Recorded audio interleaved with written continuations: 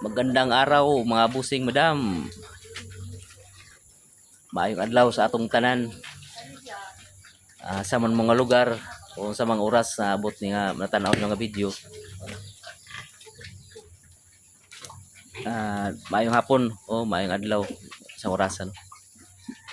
Update sa ato ang mga alaga mga bus. Natay ba unang anak tayo mga busing. Kuha pala ni kaadlaw 12 days gikan pag anak. Update ita sa live weight sa presyuhan sa atong sa mga baboy karon ri mga busing sa patiners. Medyo nakaka mga busing kasi sobrang baba ang presyo. Last nagbinta tayo ay lang 145 ang kilo sa ating patining. Kaya medyo mga busing no? May kita pero kunti lang. Bali yung lang mga busing yung ang hating halin sa ang halin nato sa ulo kabuk ay siyam. Nasa 112 lang. 112,000 atong halin. Unang di kayo di para ato ni agi nga nakaagi gimig presyo nga 220. Wala na ako video sa mga busing madam.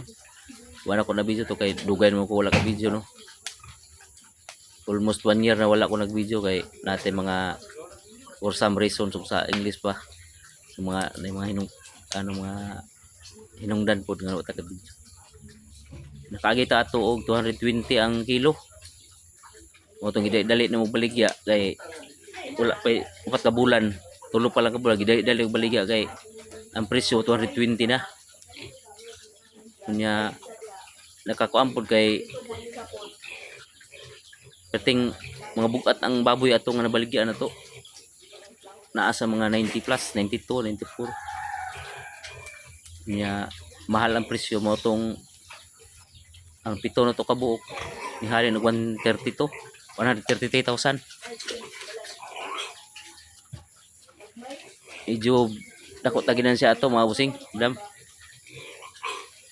Karon nabaligya ta siyam kabuok 112 lang.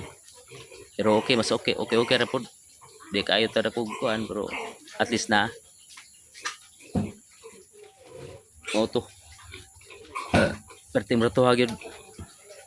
Mag-comment na lang po sa inyohang kuan mga busing no, sa inyohang update sa presyo sa inyo karon dia. Kay update sa mo ang under karon.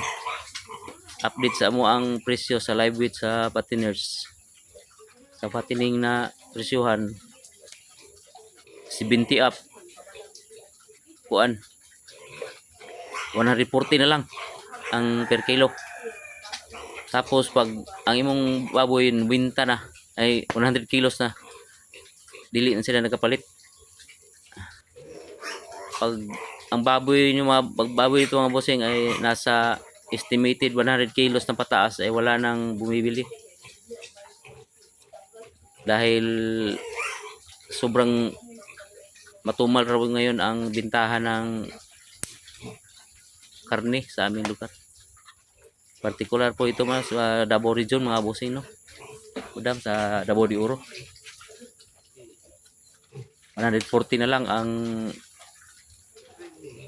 presyo ng baboy. Tapos yun ulitin ko sa inyo pag ang baboy mo estimate nila ay nasa 100 plus na wala na bumibili. Mayroon man pero mas mababa na ang presyo, nasa 135 na lang yata. Por 135 ana na lang. Kay last nung baligya 145 man. Pero kwanto na 80 plus down or 90 down ana, 90 down 145 ang per kilo. Mo daghang kay karon dahil sa mo wala na nagkuan. Wala na magbuhi kay natagam atong presyo nga barato. Ya, kita kay di mata-matagam. Buhi lang ya punta. Nara mga busing buhi na punta ni.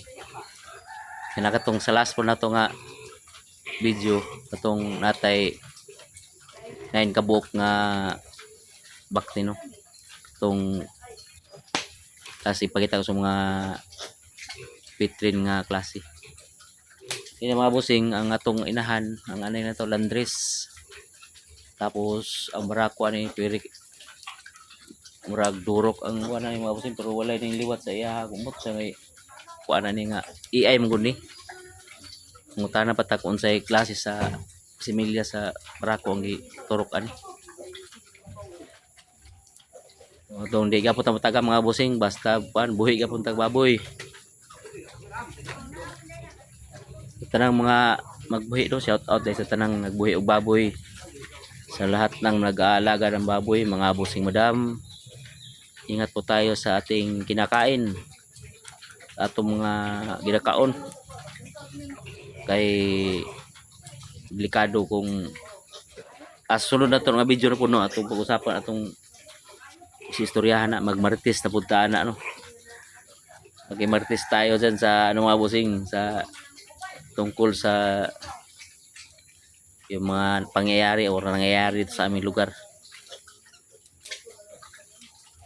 sa susunod naman na video no. Sa muli maraming salamat sa panonood mga busing. Salamat kayo sa mga pagtanaw. O kato i-comment lang po nyo inyong presyo sa inyo ang baboy sa inyong lugar o nga sa mga lugar. Basta mo diri update diri 145 ra gyud o 140 na lang. 70, 90 down. Pag 100 up, wala na. Tag 140 na 135 siguro kilo. Pero sige lang gyapon buhi ay bata. I-comment lang inyo ang kuan kung pila inyo hada. Shout out sa tanang mga OFW na to no. Di gina ko kuan no shout out kay daghan kag mga kaila mga ako'y mga parinting nga OFW nga nasa laing lugar sa kuan no, laing lugar sa kalibutan. Samping muntanan diha.